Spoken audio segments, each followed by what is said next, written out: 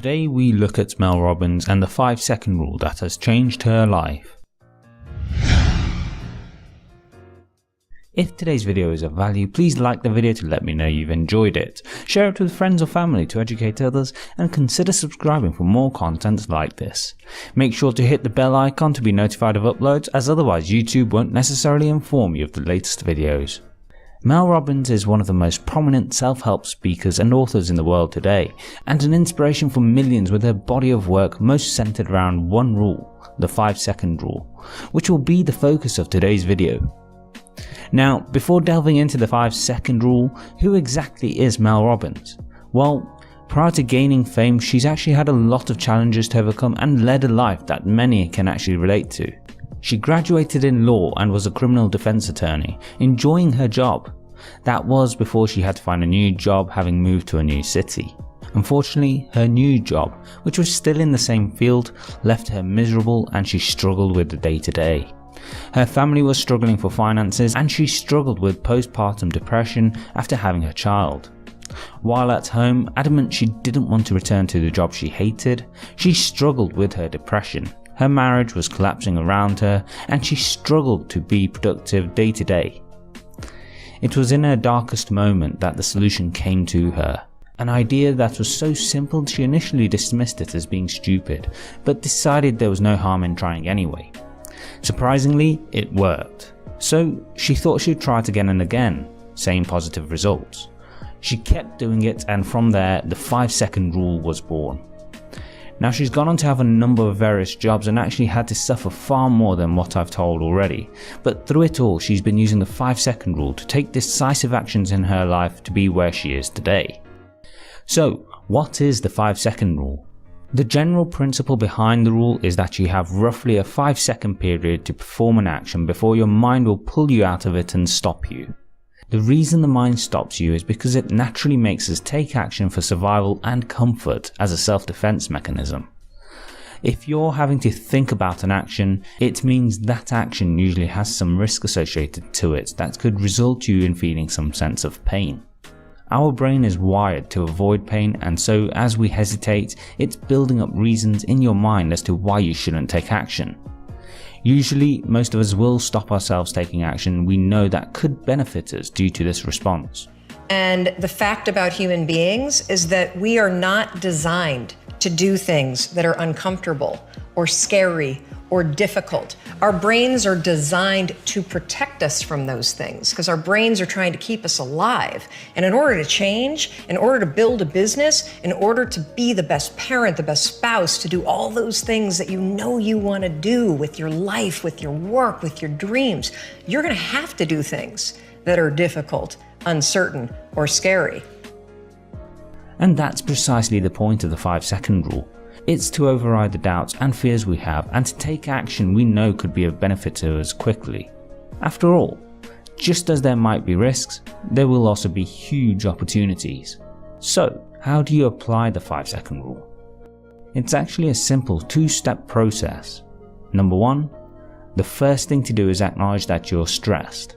Don't analyze or dissect it, but just accept that what you're dealing with is not a fault, a defect, or an inability in you, but a reaction to stress, and it's driving your decisions. That takes a bit of pressure off and enables your prefrontal cortex to play a role in the next decision. Number 2, make a 5-second decision that is directly contrary to the stress response. You do this by counting backwards from 5, like a rocket launch, and by 0 you push yourself to take action. For example, you have something to contribute to a meeting that you know you could be of value but are afraid of the response.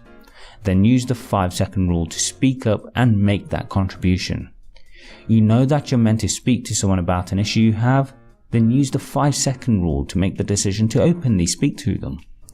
Note that in both examples, the stress that might be preventing you from taking action is your feelings of what others might think. This is usually the most common form of fear that holds us back from progressing in life. We're so afraid of others, we fail to do what's right for ourselves. It's for this reason that the 5-second rule works so well.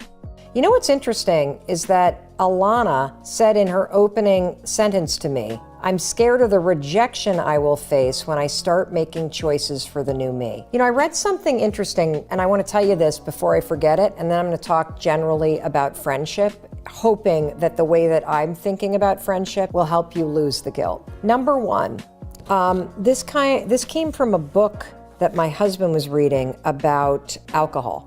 And it really made me stop and think, and that is this. When you decide that you don't want to drink for whatever reason, what's interesting about being somebody that doesn't drink at a party is that the only person that gives a shit what's in your glass is you. Nobody else typically cares. But the thing that's interesting is that when somebody says to you, would you like a drink? And you say, no, I'm not drinking. I'm not drinking for the month of January, or no, I'm sober, or nah, I don't feel like it. What happens is the fact that you're turning down the alcohol, it can actually magnify somebody else's struggle with their own decisions around it. And so the first thing that I want to point out is, if you have friends that make you wrong for changing your life for the better, that's their issue. It's not yours. The 5-second rule is simple, and it has to be, as if it isn't, then we'll overthink the rule and still fail to take action. However, from the 5-second rule, we can gain a number of insights into our thought process, where our focus should lie, and where we need to override the brain's natural response. These are: number 1, trust your judgment and intuition. If you know something could be of value, we often overthink our choices about it. I'm terribly guilty of this in my own life. However, when you listen to those who have had massive success in their lives, one common point many make is that they trust their intuition, which is like a heightened sense that they can trust and often leads to massive results. You need to do the same. Trust your natural judgment and be decisive. Number 2, manage distractions. Just as the 5-second rule can be used to take action, it can be used to stop distractions. For example, if you're using social media and need to switch it off, use the 5-second rule to take action and switch it off. Not just switch off, but you can actually take it a step further and even put your phone in airplane mode or in another room to avoid further distractions. The point is, the purpose of the 5-second rule is to push yourself and to take productive actions, and equally this can help you reduce procrastination. Number 3, get priorities in line. One of the things highlighted to you when you start doing the 5-second rule is where your priorities lie. You see, it's not just about taking action, but also about making decisions. These decisions will impact your everyday life, as you may realize that areas you may not have the desire to focus on are critical in your day-to-day activity, and the 5-second rule might just be the push you need to act on them. Number 4, start and stop actions. One of the lesser known uses of the 5-second rule is actually to stop doing something. For example, many of us who work find it easy to get drawn into the work and actually stop ourselves when we should. While this is fine on occasion, if it becomes frequent, it can have an adverse effect in other areas of our lives, such as relationships. Therefore, just as you would take action to do something, use the 5-second rule to stop as well, such as when you know it's time to switch off the laptop. Number 5, focus on the overriding negative feelings. It's common to negate doing something when you know you should. You know you should go on a run, but you say to yourself that you don't feel like it. You know you should take the garbage out, but again you don't feel like it. Where the 5-second rule is powerful is it helps us take action to negate the sensations and do it anyway. Often, when you're able to discipline yourself in the small decisions and override the feeling to not do it, you'll see this attitude filter into other areas of your life and gain momentum in productivity. Number 6, build confidence. The 5-second rule builds a lot of confidence, as it's a way to push yourself beyond your comfort zone and do something you might not find easy.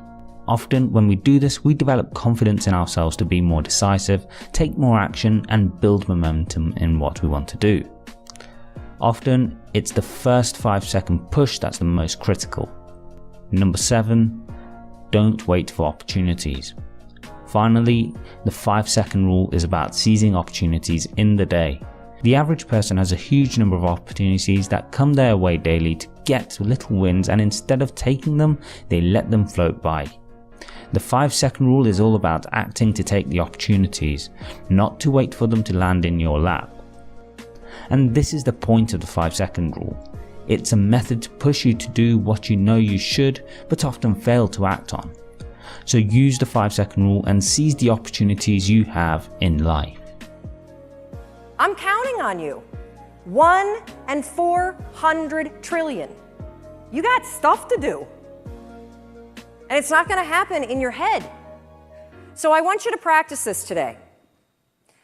When we go off to party, thank God it's coming soon because I think we all could use a cocktail. I want you to practice the 5-second rule. You see somebody and you think you have that impulse, they look interesting. Walk over there. You were inspired by somebody and you have a request, make it. That's why you're here. Experiment with it, and I think you'll be shocked about what happens.